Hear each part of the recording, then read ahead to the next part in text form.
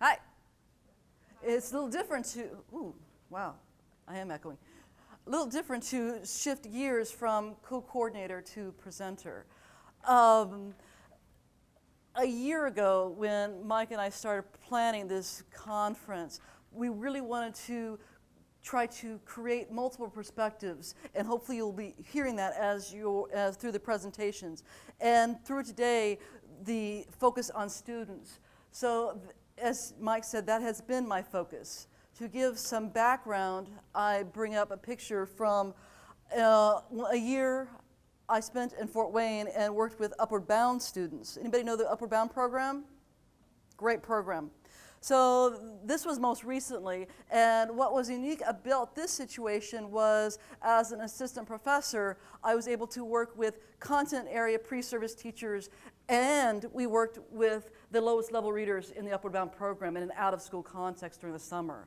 And what is interesting about Fort Wayne is that it is it may still have, but I know that we have more in Rockford now, the second highest Myanmar/Burmese population outside of Burma was in Fort Wayne.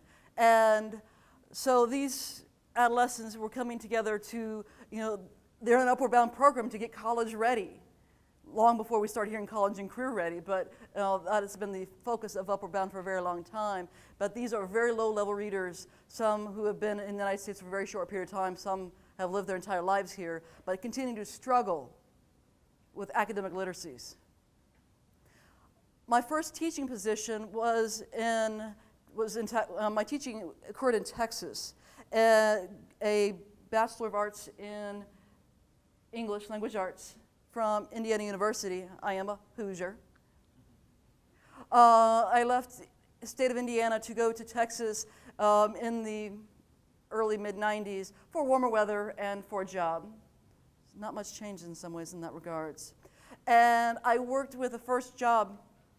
Yes, ma'am. Sorry to interrupt. Pardon. Sorry. Let me unmute. It's not the weather, but I'm going to ask her something first. So, hang on. We just got the update, and it looks like it's going to hit DeKalb around 4 o'clock. So I'm wondering if we can try want to try and get them out of here at 3. Okay. That way they can get. Okay. That way they can go home and maybe make it home to DeKalb and Rochelle. Okay, we'll do. Okay. Yep. You can tell Mike next. Why don't you let them know? Yep. All right. That was about weather. So the latest forecast is that inclement weather should be hitting DeKalb, Rochelle area around 4 o'clock. So we are going to, my presentation, the inquiry groups, but we're going to try to get you out here by 3 o'clock so that we can get everybody home before the weather hits the area. Okay. All right. Back out of coordinator mode. So the first job, so I was typically trained as most English language arts teachers. I had a content literacy course, but it did not prepare me. And so I had a bunch of 9th graders. I was reading teacher 9th through 12th was my first position. And I was struck by the fact that I had 9th graders who had read at the 5th grade reading level. And when they would read multisyllabic words, I mean very long words, decode them beautifully, but could not have a sense of what they said, what those meant. And I'm like, oh my God, what in the world are we doing? And they changed my career trajectory forever. So I also quickly learned that, or not necessarily quickly, but I also learned that I could get my students to pass the state standardized test in Texas. At that time, the TOS, then the TAX. Actually, I think it was the other way around, TAX, then TOS. The forerunners of state standardized tests, God bless Texas. But I still couldn't get them to graduate. I couldn't get them to pass biology, social sciences. I couldn't get them past Beowulf and Shakespeare. And I'm like, what are we doing? I can teach them I can teach the discrete skills that we were talking about yesterday and then Dr. Shannon on Monday about that are all correlated. I could teach them, and I could teach them to pass the test. But I couldn't deal with their lives, and I couldn't make their lives match the classes they were taking. And so that push-pull of all of the different things that were going on in their lives that were so complicated, as well as the things that we were doing in the schools to fail them daily, The fact that they stayed in school so long was just a miracle in my estimation. I had one student that was sleeping under a bridge. I had one student that was trying to leave a gang, and he didn't know he was going to be alive at age 21. So into those kind of circumstances, what does literacy mean to an adolescent? And so part of that is going to underscore everything that I say, is what is the purpose in what we're doing? And both globally and more micro as far as literacy instruction. What is the purpose? What are we trying to accomplish? So with that, I hope to try to do three primary things in the time that I have with you. One is to review some of the long-term problems in secondary education, which many of you are already familiar with, but to try to bring that back into our foregrounded awareness and say these problems aren't going to change with Common Core unless we do something else. And then help define and connect disciplinary literacy to Common Core. We've already heard that phrase, disciplinary literacy, now several times the last few days, but I don't know if we've got any clear sense of what that actually means yet. So I hope to try to elucidate that a little bit, and then try to present suggestions and implications for responsive instruction in the era, just for students in the era of Common Core. So some long-term problems and assumptions in secondary education. First and foremost is that the idea that students can read, access, and comprehend texts across the different disciplines. And so that many students, many teachers, many parents will come to think that reading, I'm going to skip ahead just really quickly. Oh, it's being slow. That reading equals decoding. If I can decode the print, and I have word called, my eyes have gone across all those little symbols, I have decoded the words, I have word called them, I have read it. Many of our struggling readers, though, as we've heard before, don't understand that that is insufficient. I teach college students. They don't realize it's insufficient. They're still just reading to get through things. So that becomes one of our key tasks, is realizing reading is not, if you just got through it, that is insufficient. You've just wasted your time. Because if you are goal-oriented, if you have high self-efficacy, or to use Dr. Burns' language yesterday of having high coherence, or when Dr. Morell was just talking about confidence, depends on their self-efficacy. Most of our struggling readers especially have very low self-efficacy. They don't believe in themselves. And I go back to the phrase by Pretty Woman, it's easy to believe the bad. And for many of our students, they have imbued that sense of, I can't do this, so why should I even try? They have struggled from very young, and they struggle now, and many of my adult students still struggle. It goes on. So, but they think that if they have decoded it, they have done their jobs, not realizing there's actually supposed to be making meaning out of it, which takes work. So skip. So the first part we have to realize is this is a long-held assumption by our students, by many of our teachers. I think in English language arts we have a sense that reading is not just decoding. Reading is much more than that, but this assumption that students can do this and at a high critical level is a problem, because our average range of struggling readers averages between 2 and 4 grade levels below their grade level, which is one of the reasons you've been hearing that the different workarounds to try to, because the texts are too hard in many cases, so we're going to do other things so that students can get the content. The other long-standing problem has been with our texts at the secondary level, by and large textbooks. So that, again, that many of our texts have been 2 grade levels above, especially in science, so that they have not been structured. So when you saw Dr. Shanahan's language, as far as all of those considerate languages, the ifs, the thens, the becauses, the first, second, third, all of those transition words that any ESL teachers for English language arts? Nope. So that is one of the things that become really important, but often those things that make connections for us as readers, those are removed in textbooks. And when we do that, the textual density actually increases, and it makes it very, very hard to make sense. one ongoing example that I use, particularly in social studies. I got one social studies here and over here in the middle. Any other social studies people? Over there on the edge. Is my often example I go to is between World War I and World War II.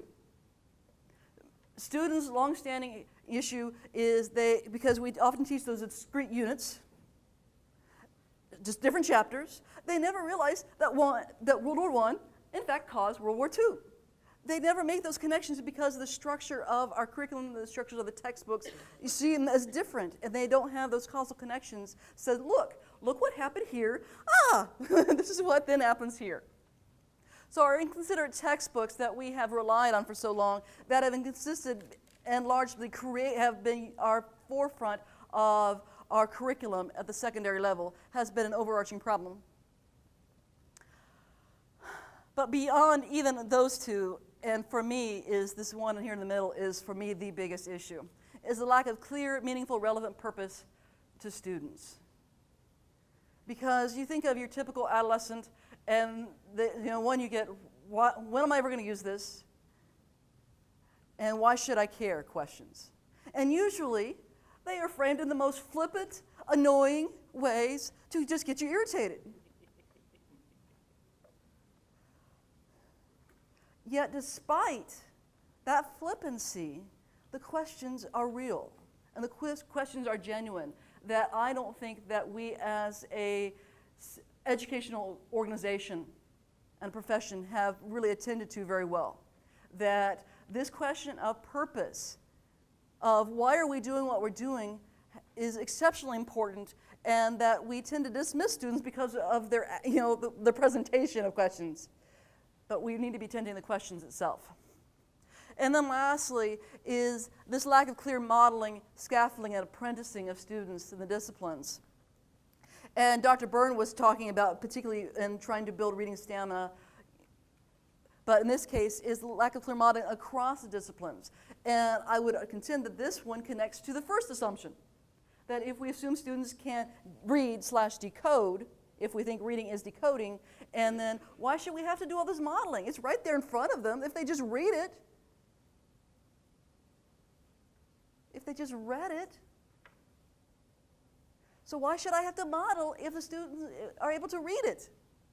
But we all know that things that may be hard in one situation could be easy for somebody else. That reading is not the same. We have to learn the same discrete skills in K-2, K-3. But after that, it diversifies, especially as we get our interests start shifting and our aptitude, our reinforcement, all that begins to shift so that we become really good in things, but we don't think as teachers that we need to model this. So using the language from yesterday, that reading as a relational skill, it's transactive, it's dynamic, it is ongoing, it is developmental. It is not we learn to read and then we're done. And yet, that is the by and large, the mentality, because we have, as secondary teachers, are not trained otherwise. We're not trained otherwise to realize the developmental trajectory of reading acquisition itself, such that we can all be struggling readers depending on the context. And the example that I tend to give is if at one point in time I was trying to fix my lawnmower. So went to Lowe's and got got the most considerate manual I could find, great pictures, very clear text, and yet I still could not make meaning.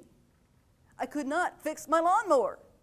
I had a purpose, I was motivated, I would not say high self-efficacy, but I had high self-efficacy in my ability to read, make meaning, but I still could not translate what was in this print to this machine that I needed fixed. I've since given up, and I just go to Farm and Fleet anytime I need my lawnmower fixed, because I can't do that.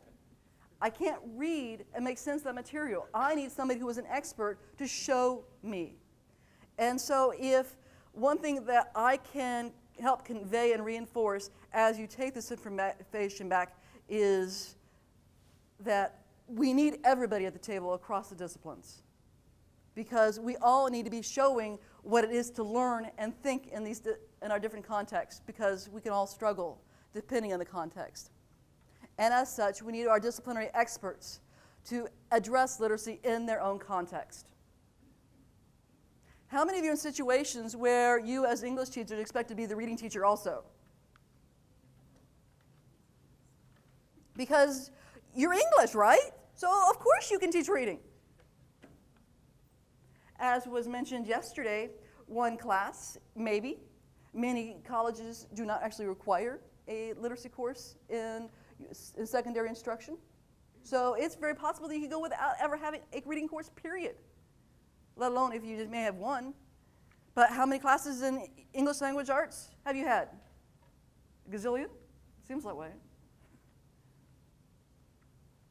So we need to figure out how disciplinary experts can demonstrate what we do best and know best in our own context that says, look, here, that's where Jennifer Byrne was very excellent yesterday about modeling. Look what I'm doing as the expert with this different context.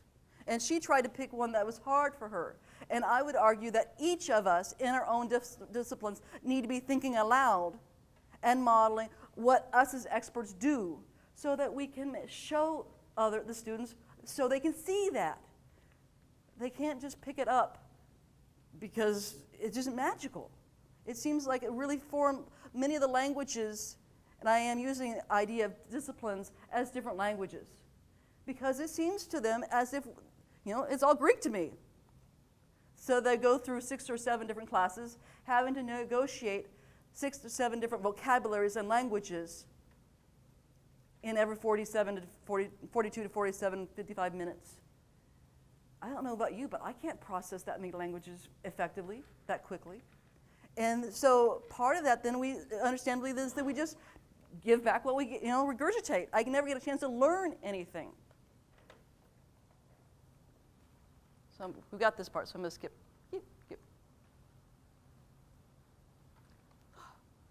Slow down. So with these given assumptions, one of my biggest issues that I always start with is the issue of fake reading.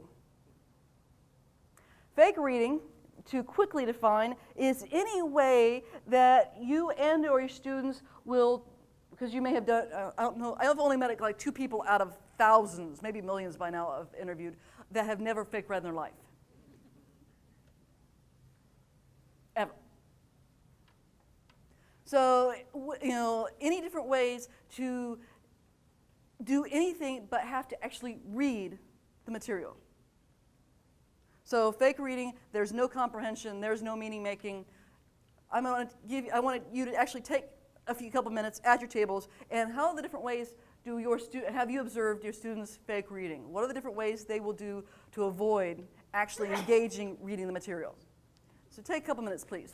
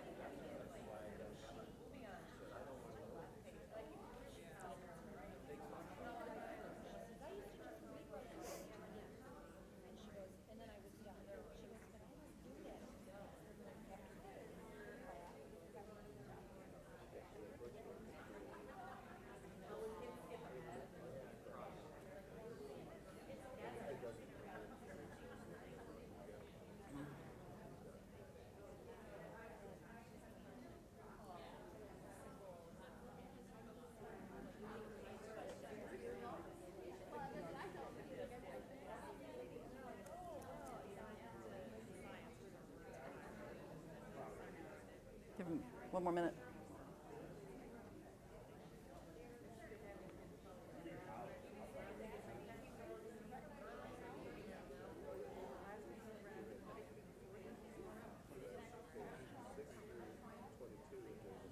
Now she's aware.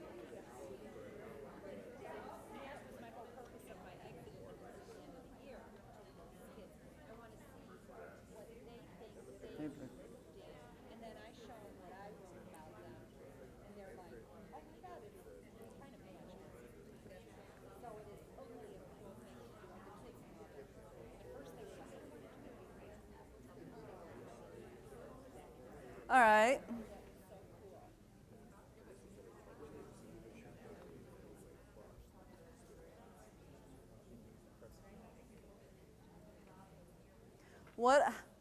What or how are some of the examples do your students fake read? Spark notes. Everybody Spark notes? What else? How else? Twitter, that's a new one. Watch the movie, of course. Old standby. Jessica. counting to 5 and then turning the page. 1, 2, 3, 4, 5. Is it 1, 2? It's like, I'm thinking depending how long the page is. I'm like, I don't even think I could read this quickly in as 5 seconds and flip a page. My goodness. Thank you, Jessica. Go ahead. While others start flipping the page, they're like, oh. And then they the social cue of the flipping of the page. Just little, no other action but turning, flipping. Okay. Yes, ma'am. Like Google the themes, characterizations, the plot, so that they even put the questions in Google and just get the answers. One of the frustrations of information everywhere. Yes. So. Hit the phone in the texting while potting, but reading with your thumb. About 10 minutes before potting. I don't, it's like that, because I usually, there's a great picture, I don't know if you've seen it, it's like nobody sits and looks at their crotch and smiles. I usually, for I love that picture, so I put that up at the beginning of my semester, and so I haven't seen it, so they usually have the book open and during, I haven't heard that one, but that was, and so I actually had students repeat that back to me at the end of the semester. I'm like, yeah, you see, you can't do it. So, small groups, they'll link up with the one person that they know read the book, and then the other 3 people just sit there and go, tell me what happened, yeah. rather than read. Feeders, yeah. When I had my kids do book talks, it'll be like in brackets, like see below, or like vocabulary. I'm like, what does this word mean? Like, I don't know. Nope. Like, what was in your book talk? I mean, how do you? And they can't tell me, and it's just clearly Wikipedia cut and paste and things like that. So. At least one thing I'm hearing, though, from you is the accountability that says, hey, look, I can tell. It's amazing how they think, amazing how sometimes they think how stupid we are.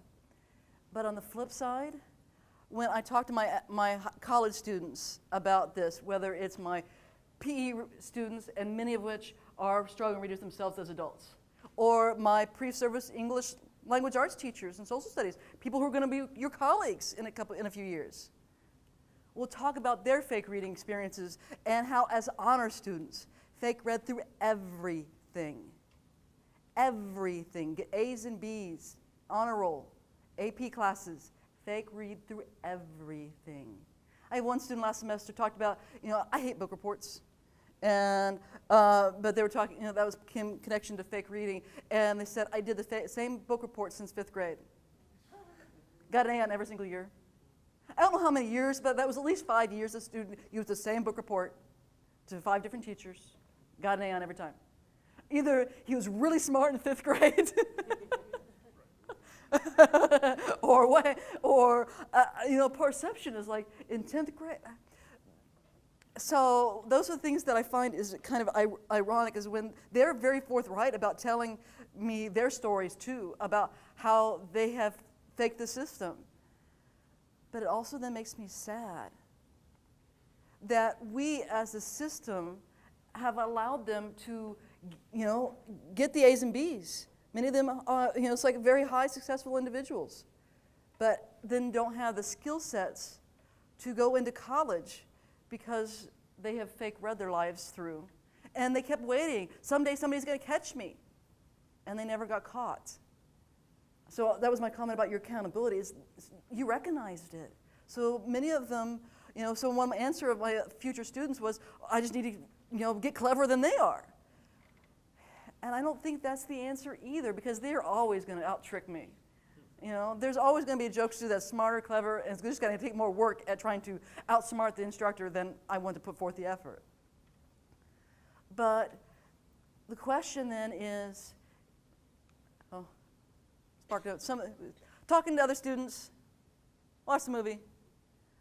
The last one is, I'm going to come back to, is where we as educators, not just, they get the answers from other students, but they're getting the answers from us. And I'm going to come back to that one in a second. So that they do not, obviously there's no accountability. They are able to get fake through the system, and they wonder why and how they're able to do that. So that's one of the first things I bring up. Look at your own experience as students. You're now going into the teaching profession. You think your students are going to be any different? So we need to pay attention to, in my mind, this behavior of fake reading. So I'm going to stick with the student behavior and come to some of the different motivating factors that influence this behavior. And one of them is, in fact, us, with this fourth picture, is many of them will say is, I don't fake read because the teacher is going to summarize the very next day anyway. And there's good reasons that we've been summarizing the information. Students aren't reading anyway. It's the text, you just told us, Dr. Wickens, the texts are too hard. So they're too, they don't have any support at home. Lots of great reasons why we feel like, I don't have time to get through all the content. Look at all these things I have to cover. I know. And in doing so, how we reinforce the behavior among our students that is contrary to what we want and expect. Because they see, you're just going to tell me what I need to know. I have to just regurgitate it on the exam. I'm done.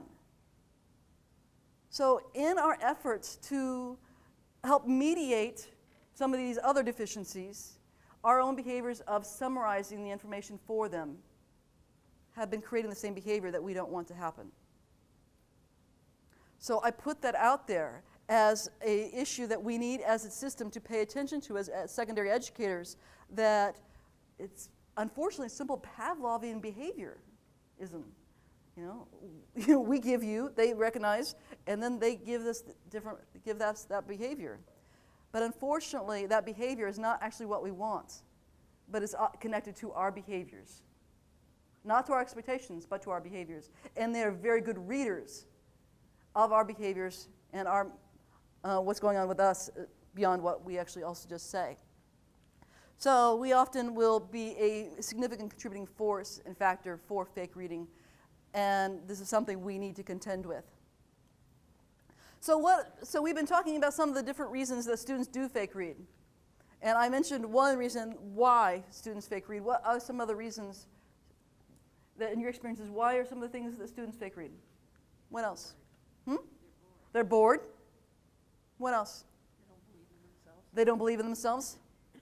Yes? They come from book poor environments. Pick the wrong book. No purpose. Time.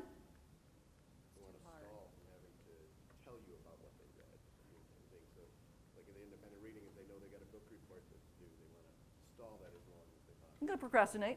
Yeah? It's too hard. A lot of good reasons.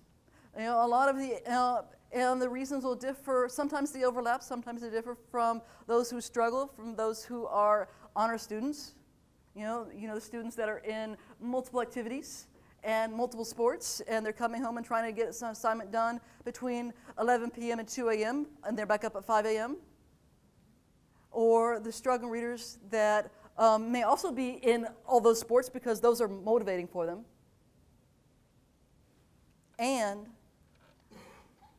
it's too hard. I don't feel like I really can do this anyway. See, I tried, and I read it, but I still didn't get anything out of it. Or the teacher's just going to tell me anyway, so why should I do the work in advance? That's just silly. According to, that's, very logical behavior. If I'm going to tell them what I want them to know, why would they need to read something in addition to? That's silly. So all these different behaviors, what I contend is they're all some of the reasons we can't deal with, but there are many of which we can. So I always come back to is what is within our control in our classrooms, within our school districts, in our schools. And our own behaviors are things we can control. The largest of which is helping establish purpose. Back to my first question, my overarching question is why should I care? And with the increasing focus on text complexity, close reading of complex, challenging texts, we have one option of sinking more students than we already are. That is one possible option and outcome if we continue the behaviors we have been doing thus far. Because if we're going to throw students into more complex texts and they don't see why we're doing that, we're not going to get any new outcomes. So a large part of my next part is related to this big issue of trying to help establish purpose.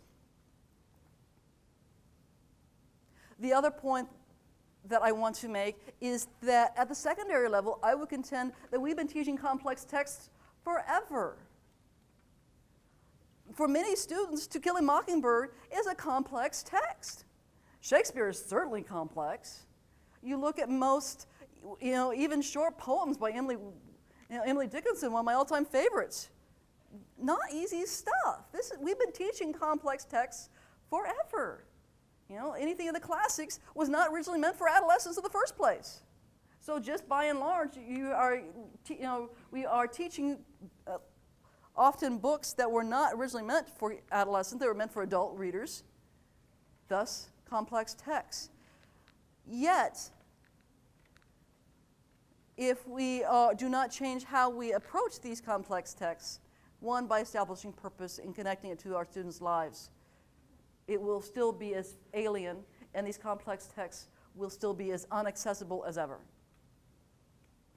So 3 ways that I would contend that we need to be helping to create meaningful purpose for our students.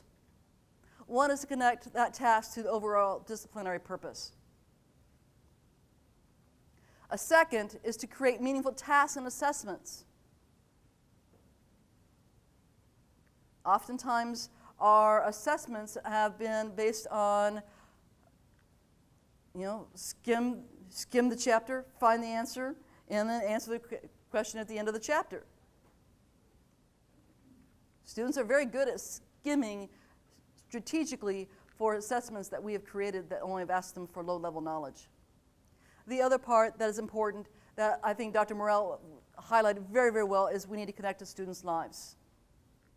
And some people I hear talk about, and I know that I may have done it, but I particularly as an adolescent remember, is, oh, you're going to need this when?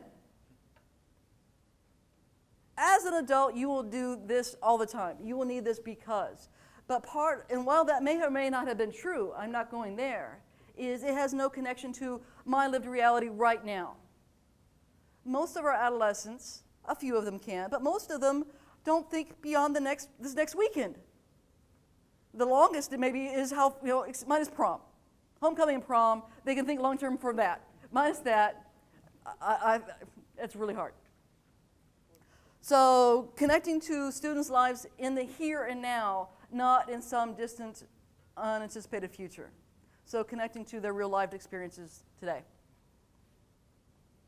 So I'm going to particularly deal with beginning with the connecting to overall disciplinary purpose by going into disciplinary literacy and what that means. And to do so, I want to remind that each of our disciplines, and despite a lot of people think English language arts is a discipline, I don't know if you hear people talk about, oh, those are the other content areas? The content areas are everything else but English language arts? Since when? So that across the disciplines that have always had a different orientation to understand the world. As humans, I liked Dr. Morell's quoting Carl Sagan and the curiosity of children as scientists by birth, and we just teach it out of them. I would argue the same whether we're thinking about historians, or as writers, as readers, or as anthropologists, philosophers. All of these different discrete disciplines are based about our need and desire to understand our own human experience and that of those around us, as well as the natural world. Don't let me forget, this is not humans just versus nature. So the natural physical world, as well as our own lived experiences and those of others. So the disciplines have been created and oriented based on different ways of just thinking about this world and exploring the world in which we live as sentient beings. So the quest to address and find answers to problems drives the knowledge that is produced, communicated, and critiqued in the disciplines. And in English language arts, that particularly comes to the use of story, the power of the written word. We are, as humans, we are also storytellers. Part of our longest history is the oral storytelling that is part of us that helps us connect ourselves to others and ourselves. You know, whether we talk very experientially or existentially, the need to understand ourselves is at the very nature.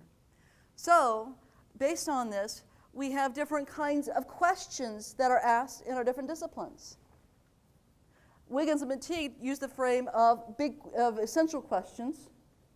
I usually use just the word simpler, big questions. What are my big questions that I want to address? And they will talk about why does this happen the way it does, what is going on, and why do people act as they do. But I still have a problem with these essential questions. What's still missing? Why does it matter to the students? So, in their framing of still essential questions is we still have this essential idea of disciplinary questions as outside and disconnected to my lived reality. Even if I'm exploring students, the worlds of Mesopotamia as example this morning, or if I'm exploring the history of the Greeks and Romans, I can still connect it to my students. One other example, working with some in-service teachers, she was doing a unit on the American Revolution. I'm like, great! American Revolution is a really important part of our American history. So, how are you going to convey that so what importance to your students? How are they to know what's important? Again, otherwise, this is discrete facts that students are learning, and maybe some very fun activities through the American Revolution. But so, what's the point? What purpose are we trying to get by teaching the American Revolution? And I would contend that we need to ask that same question for everything we do, everything we teach. What's the so what? How is it connected to the students? And if we can't do that, I would beg to wonder why we're teaching it. I think that everything, because of the way our natural curiosity as humans about our natural and human existence, we can connect everything to ourselves. We just, and part of it as disciplinary experts, forget that we need to. This is important because when I deal with my physical education majors, I use the example of basketball. Okay, you're teaching basketball, great. And you're doing this particular drill. So, it's important for basketball. Why do I need to learn basketball? They can't tell me anymore that oftentimes we can figure out why we're teaching symbolism in a given novel, or why we're giving a given novel versus another novel. So, I think we need to ask the essential questions, the big questions, but I also think they need to be able to be framed in context of our students and their experiences. The enduring question of adolescence. Why should I care? So, if inquiry, asking questions, is inherent to us as humans, and as the frameworks within our disciplines as they were been created. Now, I do not want to suggest that I do not espouse interdisciplinary connections. No. I'm just trying to make sure that we have a sense of and where those connections are really, really important. What I do want to suggest and remind is that our disciplines are based on different kinds of questions that we can ask about ourselves and about our world. And that disciplinary literacy is based on the premise that students can only develop a deep conceptual knowledge, which they have not yet been doing, in a discipline by using the habits of practice. Dr. Mandarino and I are using the phrases of reading, writing, talking, and thinking, which the discipline values. A lot of people use the phrase habits of thinking. I like the words habits of practice because I think it's broader. I think it's more than just, thinking is embedded in our habits of practice. But what do we do on our disciplines to help students read, write, talk, and think, and do and act and practice and embody the disciplines? You will hear Dr. Lee, she didn't get a chance to talk at length about this, or Elizabeth Moji at University of Michigan, who's not here, but if you would hear, a lot of times when you talk about discipline literacy, you hear the phrases of think like an historian, write like a, mentor text and writing is, the writing mentor group project has been doing this for a long time, is we provide writing texts that are mentor texts so that writers, young people, write like writers, so they can embody and practice that same set of practices and behaviors. Disciplinary literacy is just taking that same model and saying that different disciplines, experts in the disciplines, have a particular set of questions they're asking, they have a particular set of approaches they use, and if students are able to be successful to create that deep conceptual knowledge, they have to start apprenticing or mimicking and acquiring those same practices. So they have to talk and use the language, the vocabulary in science and English language arts, and in social studies, and in FCNS, and in physical education of that given discipline. They need to read, write, talk, think, and act as the discipline values. But they have to be able to do that, I would also contend, in connection to reminding them what the big questions are in the field and that discipline. Why do we study history? Why do we care? Because there's something about our human conflicts and our interactions between people that is important.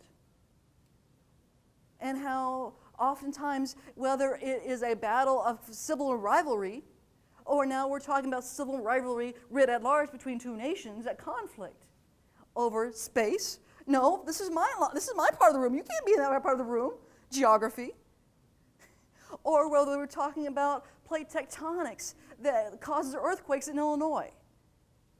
Or we're talking about how to make meaning in a text about a person of another race than myself, but that I see the humanity of myself through them. So disciplinary literacy helps them begin to act like that. This is a quote from Elizabeth Moji that I mentioned from the Journal of Adolescent and Adult Literacy.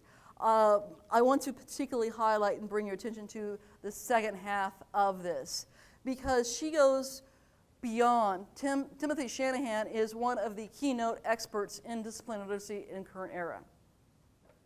Elizabeth Moji is another one. The difference between the two highlights is where Dr. Moji will highlight the claims and the means of production that somebody, some person, groups of people actually constructed the knowledge. Hitherto, our students think it's in the text. It must be right. Anybody read Lies My Teacher Told Me? You ever read that book? All the different lies that we reproduce that are in the textbooks themselves. But it's in the textbook. Or now, it's on the internet, so it's got to be right. We need to learn how to interrogate texts that are crafted by other people. And that's one of the things she highlights, is that these claims, whichever discipline you're using, are created by different people. But that literacy becomes an essential aspect of disciplinary practice. It is tools rather than disciplines to improve reading and writing of the subject matter text. Notice what is foregrounded here. Not reading, not even writing, but the disciplinary goals first and foremost. This is a significant shift of disciplinary literacy from content area literacy. I've been teaching content area literacy for over 10 years now. One thing I like about disciplinary literacy is I have always argued content area reading, content area literacy, whichever language you use, is not about the reading itself. And I caution, as I say this, knowing that I'm talking to a bunch of people who love reading, language arts people. But it is the tools we use to get to the thinking. I think literacy, as far as literature, whether it's fiction or nonfiction in this case, has a means to help us understand ourselves. That's one element. But the literacy, the reading and writing as tools, is a means to get there. So that literacy is no longer foregrounded, but is subjugated to the discipline itself. And I think this has the ability to change secondary teachers forever if we can get us to recognize this. Because all of you who are expected to be reading teachers as English language arts people, now the idea is that nobody is a reading teacher. And I would argue, some people say everybody's a reading teacher. I don't argue that either. We are content specialists who have different disciplinary needs and approaches based on the orientations. But if my literacy, the texts I use, are the talking the students are doing, the writing they're doing, the thinking they're doing, the acting they're doing, is different in all these different disciplines, I am the best expert to help my students access the text in my content area. So I remain a content specialist, but I'm going to use the literacy to help them get there, to think about the deep conceptual knowledge that I want them to get. Content area literacy and reading has been about the reading first. It's been all the generalist strategies, the summarization, the KWLs, the anticipation guides, which I still teach, etc. How many of you are also Chris trained, FYI?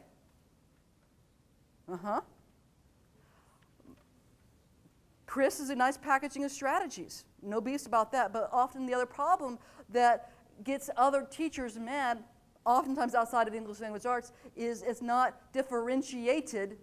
We believe in differentiation for our students, but often Chris is not differentiated for our teachers in our different disciplines. And then they expect you to say, here, you know how to do it in your class, in your content, and you're expected to then teach a science teacher how to do it?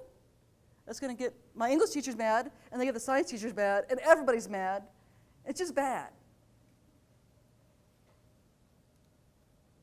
So disciplinary literacy creates a new framework for these, and so it really is like, I still like, we're going to still teach summarization, but understand if I'm going to teach summarization, that it's going to look different in my English language arts, from my science, from my social studies, and from physical education. But we have not had that training, that professional development has not been there. Everybody's expected to do the same strategy across the board without the ability to differentiate. And that gets secondary teachers angry. So have you had that experience, just the low morale and experience of when you have those kind of professional developments? That a lot of sometimes the English teachers I've gotten get angry, but usually it's my other teachers are like, you expect me to do this because? No, it doesn't make sense to me. And because we don't differentiate our instruction, our professional development, disciplinary literacy provides us a framework to do that. Because it highlights the cognitive literacy processes. We have the process at which we approach a given discipline. If I'm going to think like a historian, that's certainly going to be different than if I'm thinking like a literary critic trying to analyze symbolism and metaphor in figurative language. I'm going to have to pay attention to the argument of the author, and I have to contextualize and corroborate. And how am I going to help my students do that and realize that this text is created by somebody? The cultural tools is the language and text that mediate thinking. So that would also be in the physical education is body. But all those different tools that we use that will help make sense of what we do. And that epistemic beliefs is that big language related to earlier is that disciplinary orientations. How does the discipline orient itself to the world? And helping students be able to recognize that. And that knowledge is constructed by people. It is not created by some, textbook God. That is outside of ourselves. It is created by us, and that it is changeable. So very quickly, pay attention into time, is I want to, because disciplinary literacy is a new framework that tries to highlight the differences between content literacy and disciplinary literacy. So that where content literacy is assumed that the strategies can be transferable, they tend to be, in disciplinary literacy, very domain specific. They're discourse communities. And part of this is the identity piece that Dr. Morell spoke of this morning. One of my colleagues and collaborators in this group in middle school, I'm very proud of, she talks about to her seventh graders is hello historians. She names them as historians. And in doing so, they start thinking, oh, I am a historian, and I can do this. Dee Neal particularly talked about on Monday in her very short welcome as her students as scholars. They're no longer students, but scholars. It's that naming and that identification that helps begin to put them in a discourse community that says, oh, these people think differently and approach problems differently, and if I have the tools and knowledge base to do that, I can do that. It's about answering questions. It's all about answering questions. And Dr. Morell did an exceptional job of making sure those questions that connect to them, about problems that matter to them in their current circumstances, in their society.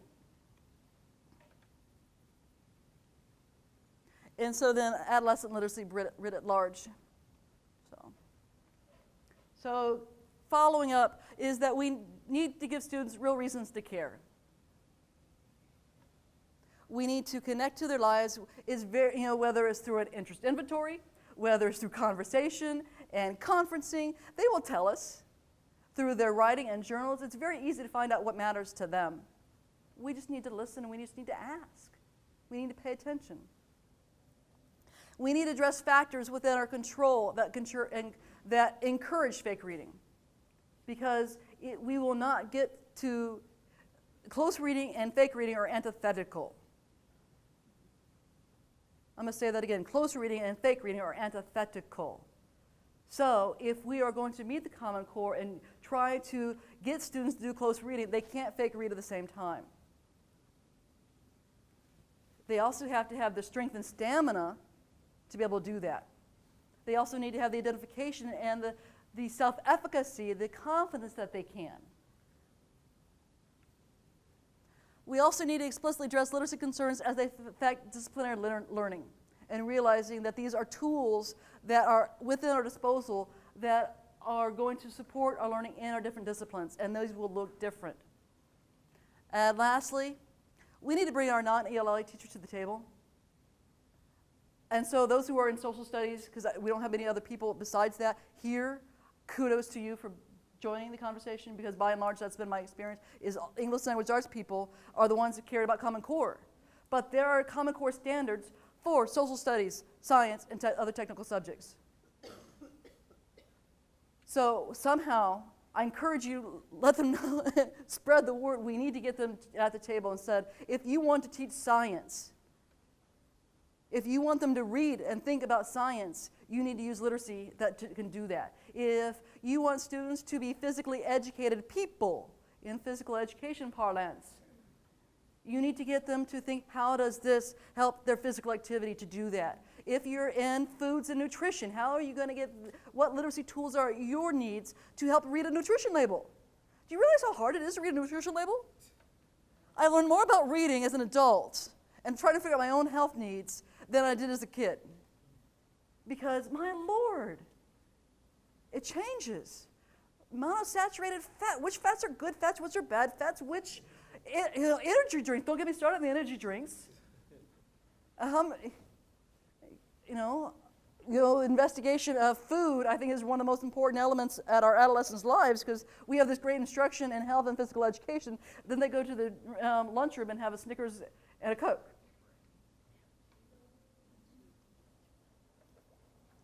And yet, they have been snacking and not eating, the nutrition that they need for their bodies to grow and all of that developmental stuff. And on the flip side, we have been throwing at them all broccoli, Brussels sprouts, salmon, very little things to say, why should I don't want to, how many kids like to eat Brussels sprouts and broccoli and all that other good stuff? It's not until an adult I start eating Brussels sprouts. But that's basically what we're expecting our students to do with the reading that we're expecting them to do. So if you're familiar with Kelly Gallagher's work, not a researcher, but a great consultant, great writer, and in the reading diet, that we need students to read lots of things. We need students to read lots of things, and some things are going to be really hard, and we need to pay more attention and help them spend the time to do that. But they also need to be reading lots and lots and lots. And we know that the students read less and less and less as they go older. Only 17% of our adolescents and even our adults are daily readers. And the attitude toward reading goes down day one, grade one. So we have a lot of knowledge base related to this. So that's why I said you guys cannot take the entire burden. And it is not fair among our districts and our principals to expect you to do so.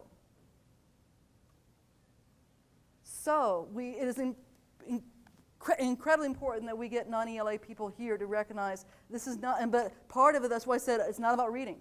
It's not about literacy, it's about the discipline. And if you put that first, how will these tools help you get the conceptual knowledge that you want your students to understand? Then we can move forward. Thank you.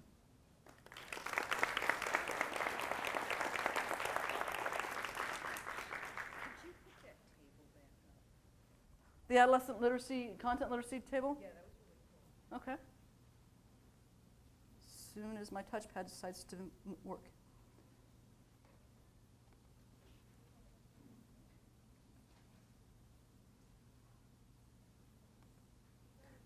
Yep, that was the next thing, is questions. Go. Okay, so in this table, I just want to make sure I'm hearing you correctly that these are all things that students need, but we're just adding this third column. I'm not suggesting adding anything. Okay. The adolescent literacy is the overarching framework with which in content literacy and both disciplinary literacy both are underneath the overarching umbrella of adolescent literacy. Okay. Content literacy has been the primary framework for us to think about academic literacies in school settings. Right. However, the problem with content literacy, again, as a person who's been teaching this for a decade now, and it's like, is the fact that it leaves our teachers angry. They see it as about reading, they see it as about writing. And the problem with, and I don't think that's inherently problematic, except like it is with the CRIS strategies, is that it then does not tend to be differentiated for the disciplines. A science teacher won't see what kind of writing across the curriculum they're supposed to do for them.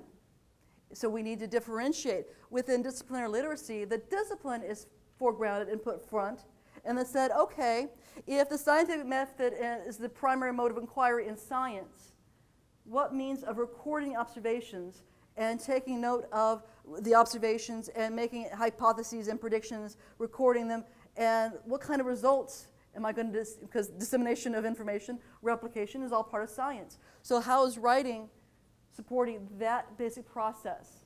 And that would be a disciplinary literacy framework. Okay, so given that, then from the student's point of view, isn't disciplinary literacy, like learning about it, isn't it telling them, from their point of view, that they only need know the literacy for the profession that they're in. And if they want to be a baseball player, well, darn it, they only have to read a playbook. No.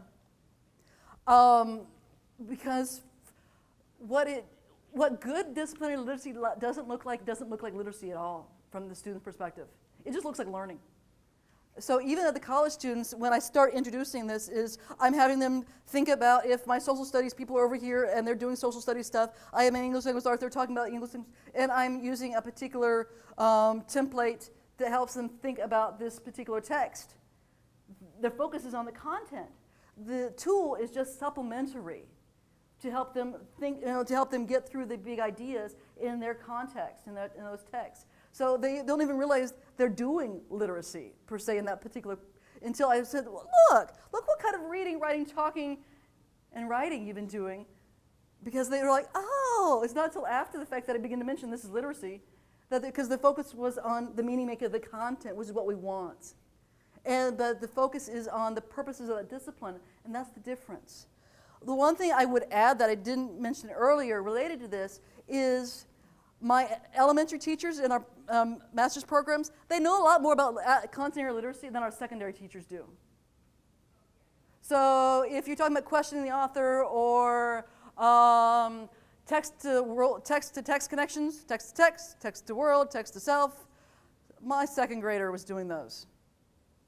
If I'm talking about not annotating per se, but K.W. Wells, so a lot of the old standbys and content area literacy strategies are being used much more and much better, in my mind, at the elementary level. So I would contend that as students build their base literacy skills, now the decoding and early comprehension skills, this content literacy is important there. And then as we move up in grades to focus in on the disciplinary literacy, because now it becomes important to help as they move through the school systems institutionally, it becomes more separated and distinct. In middle school, oftentimes they still have teams of language arts and social studies teachers. And so team teachers might work together across, and it's easier to still do that. But oftentimes as those get more separated, more distinct, the older we get, they need to see how these tools are particularly useful here so that I can think like this. But I would, again, argue that if we don't frame it as literacy, but as content, our content teachers are going to get on board much more easily, because that's what we're teaching. I'm just teaching English. This is the tools I'm going to use to teach English better. Same thing, and I would say the same thing across whichever discipline I'm talking to. So that's one of the key distinctions, is that I think that we continue doing content area literacy, and Shanahan on his blog, I can find the specific,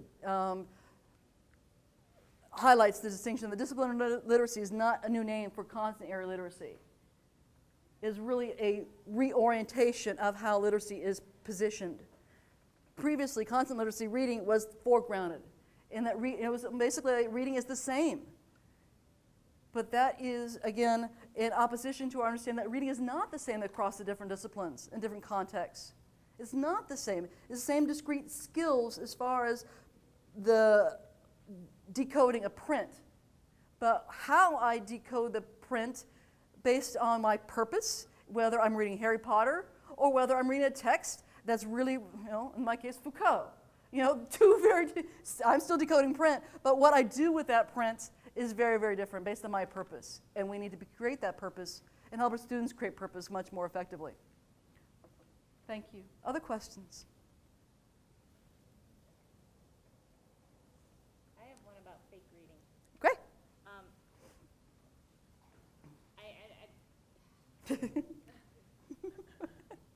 I know we all do it, and you're telling us if we can help students see a purpose in the reading, they're going to do it less. Correct. But is that the only key? It is a primary key because it gets back to the motivation. Do I see a purpose in doing this? It will also matter is if I'm giving the information the next day. If I'm going to summarize the next day, they're still going to pick read because I may have given them a purpose, but if I'm going to tell them the information, I'm being counterproductive. They may still fake read based on their other priorities and their time, but that's outside of our control.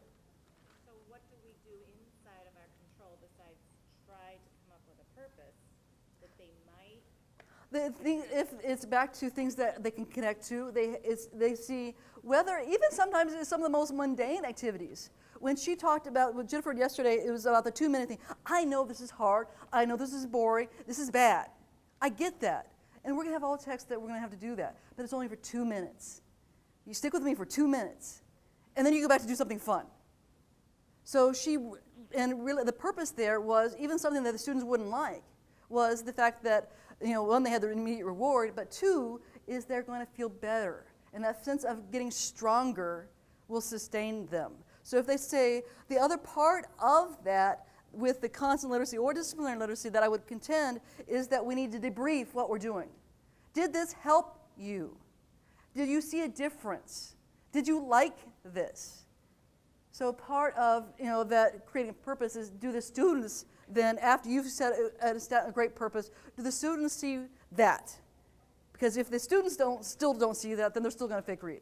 But if the student says, oh, wow, this is fun, this is cool, or maybe it's not so fun, but look, I'm getting better. That goes a long way with students. Even many of my struggling readers that says that may not like it if they understand why and then see a purpose for themselves. They will continue. So it is one of it's not the only, it's not the key, if you will, but it is sure a strong stepping stone to get there. Because they will likely give you a second chance if they can see that there is something connected to them. Yes, ma'am? In terms of practicality, then, are you suggesting that as a teacher, we give an assignment for them to read something, and if they don't read it, we just continue the next day from that point at the end of the assignment and keep going and not giving them the, and then having them fail that No. one time so that they can get caught up with it, or know that you're serious? Or? Sometimes the ramifications of knowing you're serious is important. So I'm going to qualify that, because sometimes they just need to know that you mean business. But most of the time it's how you set up the learning context. And this is the part where I was hearing some distinctions and confusion related to the background knowledge that's being discussed, related to text complexity and Common Core. Such that oftentimes some people are suggesting that we're not doing any background knowledge and building background knowledge before we start jumping in. No. Especially at the secondary level, I think if we're not, that's what we've been doing forever, is not providing sufficient background knowledge, not giving some key vocabulary, some key vocabulary that will help them be successful. So that if you give them a purpose and then said that I mean business, and they may have to fail a couple of times, but if you are establishing this, why are we doing this? And they see the purpose and they are engaged. That's where Dr. Morales comes, I used to have a picture of the wedding ring. You get engaged. If students are engaged, they will do the work. You think about out of school context, all the work they do on things that matter to them, they are seriously engaged. Whether it's from gaming, from skateboarding, to blogging, to whatever it is of interest to them. So if we can get them engaged, make it connected to their lives.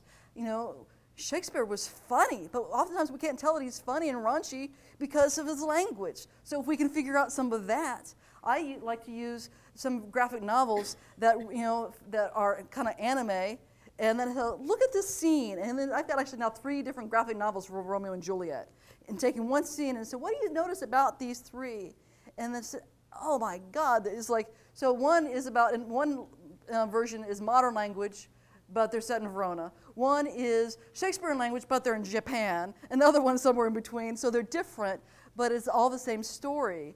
And so then they can start comparing, contrasting, but now they have a way into that language, so that is now interesting and complex and amazing, interesting to them. And they can see that this story is as old as the stories we can get.